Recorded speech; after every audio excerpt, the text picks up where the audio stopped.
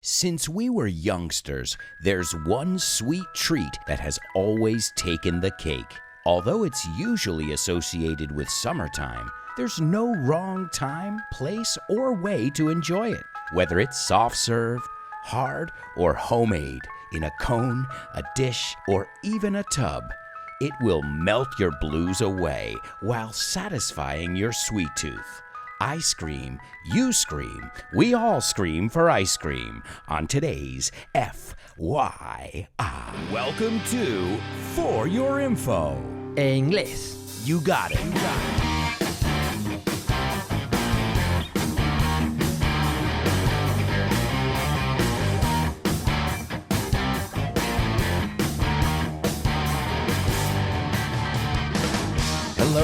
Hello, everybody, and welcome to FYI For Your English, the podcast where we look at all different subjects every week, and we delve into them, and we learn about those subjects, and we learn lots of vocabulary in English to boot. To boot is another way of saying as well, también in Spanish. All right, guys, well, welcome to the program. I hope you're enjoying the show. If you enjoy this podcast, remember, wherever you listen, whether that's iTunes, iVox, Spotify, make sure you give us a rating, una valoración. If you like the show, give us 5 stars. And if you have an extra minute, well, leave a little review as well. We'd love to hear from you. And this way, the show can continue to improve. If you haven't realized, today we're talking about ice cream. And I've got to say, if there's one thing that I think everybody likes, it doesn't matter how fussy or how picky. These are 2 words that are synonyms. Fussy or picky is tiquismiquis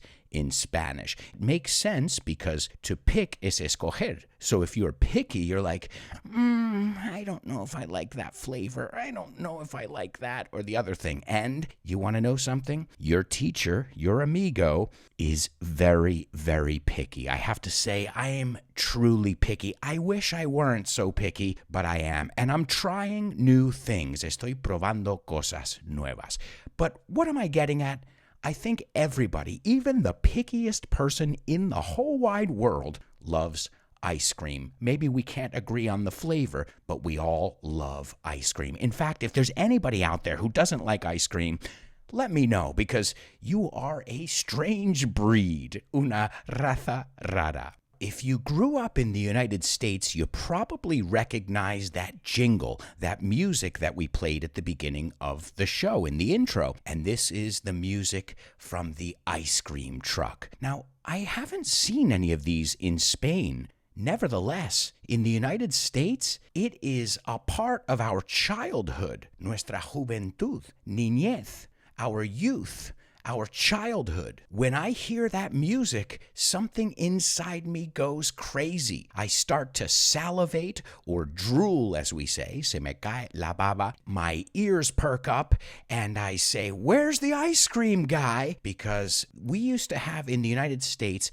an ice cream truck that would go around to all the different neighborhoods and they would play some music just to let people know they were coming. When you heard that music, I am telling you, I don't care where you lived, how far away, you went running. You grabbed your spare change, tu calderilla, and you went running after that ice cream truck. There was always a line, una cola. What an idea.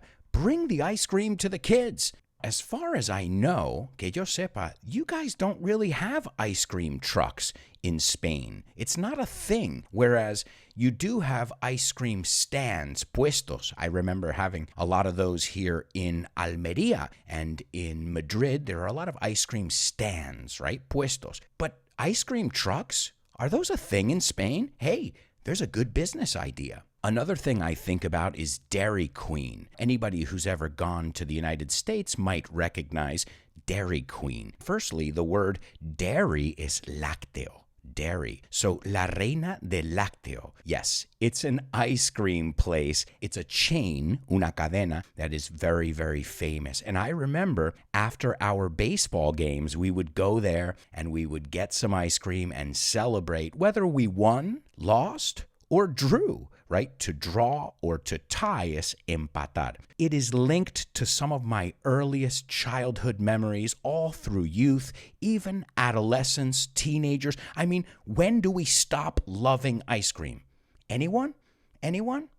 I didn't think so. So if you ever go to the United States, you have to try Dairy Queen. My personal favorite is vanilla with cherry dip. And this is a vanilla cone, un cono, o cucurucho, I think you say as well. Vamos a ver la pronunciación. Vanilla, not vainilla, right? The V is vanilla. And what they do is they dip it in this cherry sauce, cherry es cereza, and then it hardens, se endurece, and it makes like this layer, una capa. Oh man, my mouth is watering right now. I would do anything for a vanilla with cherry dip from DQ. Oh, by the way, Dairy Queen is so common, we call it DQ. There's another business idea. Anybody looking to open a franchise, you could open a DQ here in Spain. All right, so let's look at the intro because I like to put some vocab in there that I can teach you as well. I said, since we were youngsters. Now, first, I'd like to look at that word since. Since. I've heard a lot of my students say science, and it's not pronounced science, it's since. Since we were youngsters. I think a good translation for youngsters would be jovenzuelos. There's one sweet treat. Now, a treat es un dulce, algo bueno, algo rico, a sweet treat that has always taken the cake. I know, I probably confused a few of you here when I said cake, because you probably thought that today's episode was about cake. But no, this is an idiomatic expression. To take the cake, I think the equivalent in Spanish would be llevarse la palma. If something takes the cake, se lleva la palma. I said it has always taken the cake. Siempre se ha llevado la palma. Although is aunque. Now we have a few different ways we can say this. Write these down. Although, even though, and though.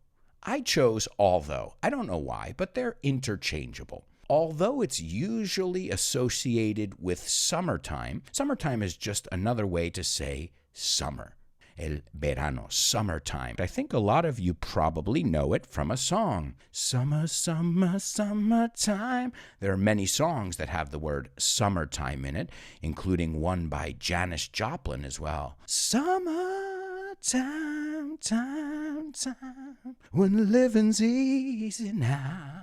So many songs where you'll hear references to summertime. Then I said there's no wrong time, place, or way to enjoy it. No hay forma equivocada o mala donde disfrutar de ello. Whether it's soft serve, let's look at this word weather too. This is a good word because I know many of you know the word weather as tiempo. But the word weather, spelt W-H-E-T-H-E-R,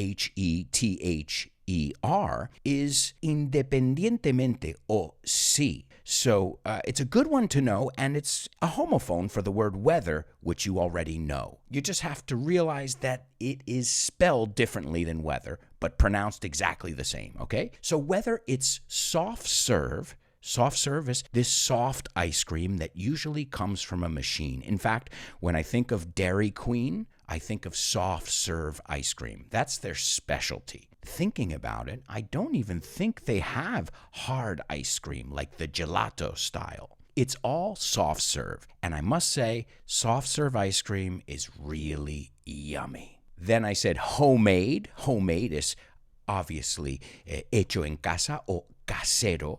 In a cone, cucurucho, a cone. A dish. Now, a dish is how I think you would say a tarina, una tarina, right? A dish. In a cone, a dish, or even a tub. And when I think of a tub, I think of a big container of ice cream. So remember, depending on if you're going to share it or eat it by yourself, you'll be having a cone, a dish, or a tub. Although, can I be honest with you? I've been known to eat a tub of ice cream all by myself. I'm not proud of it. I'm just being honest with you. Then I tried to make another pun over here. Pun es un juego de palabras. I said it will melt your blues away. Now, this is a great word because the word to melt is what ice cream does when it's hot outside. If you don't eat your ice cream fast enough, it will melt. And you say derretirse in Spanish. But also, to melt something away is also used in the figurative sense, desvanecerse. So it will melt your blues away. Basically, what I'm saying is it will make your sadness, tristeza, your blues, melt away, disappear. It's true. Ice cream has that. I don't know if it's been scientifically proven, but I'll tell you something. Anytime I'm not feeling too good, or I'm in a bad mood, or I'm down in the dumps, triste, that's nothing a nice cone of ice cream can't fix. Arreglar is to fix. The next word I said is sweet tooth. I said it satisfies your sweet tooth. In English, if you like sweets, if you like sweet things, we say you have a sweet tooth. I think in Spanish, you say goloso. If you say, I have a sweet tooth, you're saying soy goloso. And then I said this age-old saying, this age-old play on words that we've been saying since we were kids. And if you guys aren't familiar with it, it's a funny one, and it goes like this. I scream, you scream, we all scream for ice cream. And if you see what I did there, I scream, yo grito. This is a really good lesson that we can learn from here because a lot of my students, they say, I scream, para decir yo grito, I scream. But if you think about it as ice, then you can't put that sound in there. So I scream, you scream. You see, it's a good way to practice omission of that sound before the S. I scream. I speak Spanish. It's almost like saying ice, not I scream or I speak Spanish, sino I scream, I speak Spanish. See? Sounds pretty similar to ice cream. We can't talk about ice cream without talking about favorite flavors. And I've got to say something. There are a lot of great flavors out there, especially Ben and Jerry. I don't know if you guys are fans of Ben and Jerry's. Oh man, such good ice cream. And in fact, in the bonus part of today's show, we're going to look at how Ben and Jerry's changed the game forever. To change the game es cambiar las reglas del juego. A little mom and pop, como decimos, una empresa pequeña, a mom and pop shop. But let's look at some more common flavors right now. Now, my favorite flavor, I know you're going to say, Alberto, you are boring. Eres un aburrido. But my favorite flavor is vanilla. I don't know why I like vanilla. All kinds of vanilla. French vanilla. I like vanilla with the vanilla beans in it when it has little pieces of the vanilla beans. I'm not a big chocolate fan. And people think I'm crazy, but, because chocolate is probably with vanilla. Those are the two top flavors, chocolate and vanilla. And maybe strawberry is a close third. But really the battle is against vanilla and chocolate. So are you guys chocolate lovers or vanilla lovers? I've got to tell you something. If you're a chocolate lover, then you have to know how to pronounce this word. Chocolate, not chocolate, chocolate. Say it with me, chocolate. And then pistachio, that's a really good one too. I have to say, I like pistachio. Mint ice cream, I've never been a big fan of mint ice cream, de menta, because, well, I've got to say, mint ice cream, it reminds me of mouthwash, enjuague bucal. I know that chocolate and mint is a nice mix, but it's just not my cup of tea. No es lo mío. So where do we eat ice cream? Well, obviously we eat ice cream at home. We can eat ice cream anywhere, really, these days. But back in the day, you could only eat ice cream at an ice cream parlor. We call it an ice cream parlor. Now, you can say an ice cream shop, but it wouldn't be as common, and people would understand you. But in the States, we say an ice cream parlor. And this is an interesting word because it's a French word that comes from the Middle Ages. And those of you who know French, it sounds like a familiar word, right? Parlez-vous français? parler, excuse my French pronunciation, parler, which is to speak. But you're saying, what does ice cream have to do with speaking? Well, it was a room or a place where people came together to talk. And what do you do when you're having ice cream with your friends? Well, you have a chat as well. It comes from the French words to speak. And it's interesting because it's not the only place that we call a parlor in the English language. As I just said, we have an ice cream parlor. We have beauty parlors. A place where you eat pizza is called a pizza parlor. A tattoo parlor, and even funeral parlors, even though that one's a weird one because you shouldn't be talking too much at a funeral. You're supposed to be silent and in mourning, de luto. But hey, no one ever said that English was a normal language. When my mom was a kid, people used to hang out at the ice cream parlors, and they would split a banana split. Okay, well, hey, I know it's a corny joke, but if it helps you remember to split es compartir o dividir, then my job is done. Let's split a banana split. Vamos a compartir un banana split. There was a downfall of ice cream parlors, and this was because now they found a way to freeze the ice cream and sell it commercially at grocery stores. Grocery store is another way to say supermarket. Until you got to nowadays where you can buy ice cream at the corner gas station. It's available everywhere. So obviously, this caused a downfall in ice cream parlors. People started to consume this stuff at home, too. But as with every classic thing, there was a resurgence because people said, okay, yeah, we like having this ice cream at home and the convenience of watching a movie and having ice cream, but there's something special about going to an ice cream parlor and ordering an ice cream and having an ice cream out. And if you'll notice, a lot of movies in the 50s and 60s in the United States, there's so many scenes, escenas, where they're sharing an ice cream. So just like drive-in movies, an episode that we did a few weeks ago, ice cream parlors were a part of American culture, and obviously not just American culture. So where did it all start? Well, we have to rewind between 3,000 and 4,000 years. So let's go. And where are we? You guessed it, we're in China. Why does everything start in China? That's crazy.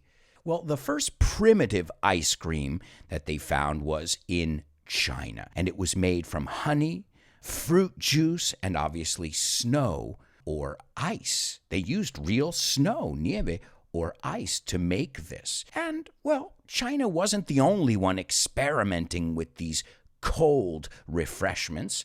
In ancient Greece, Rome, Egypt, careful with the pronunciation, it's not Egypt, it's Egypt. Also in Iran, they have a history of ice cream. So China was doing their thing, and that's one of the earliest recipes. But everybody was experimenting. Everybody wanted to cool down. And of course, they started to mix different things, ingredients, with snow and ice. Alexander the Great, Alejandro el Magno, one of the most notable leaders ever. Well, according to rumors, he was known to enjoy these frozen treats that weren't called ice cream yet, but it was a treat that he enjoyed with milk, honey, and fruit and wine. Yeah, Alexander the Great knew what he was doing. He put a little kick, un poco de punch, a little bit of kick into his ice cream. Yeah, and the Egyptians as well, as I said, they used to serve their guests fruit mixed with snow from the mountains of Lebanon. And this was kind of like a sorbet. You got to remember, until they added milk, it was more of a sorbet, right? You say sorbete. I think we say sorbet. We don't pronounce that E-T, just like the word filet or ballet. A lot of French words that we use in English, That ET is pronounced A. So then between 900 AD and 1000 AD, Arabs brought this sorbet to Sicily. And that's when they started going crazy. You know the Italians, you know the Sicilians. I can say it because my family is Sicilian and they are Italian. We're a little bit crazy. Mamma mia! In a good way, of course. We're a little bit nuts. Nuts is another way to say crazy. And we started mixing everything with this. I mean, asparagus, cheese, breadcrumbs, all kinds of different things. Not just fruit. Cinnamon, ginger, jengibre. So this is why Sicily is known as one of the earliest places where ice cream was developed, because they really started to experiment with it. And now, as you know, if you go to Japan, you can get black bean ice cream. You can get sesame ice cream. And in fact, we're going to take a look at all these different toppings. Toppings are things that you put on top of ice cream. Makes sense, right? You put toppings on top of ice cream. I love it when English makes sense. And we're going to look at all these common toppings, plus the accidental history of the waffle cone. What is the waffle cone? This is the cucurucho de gofre, waffle. Now, this next part blows my mind here.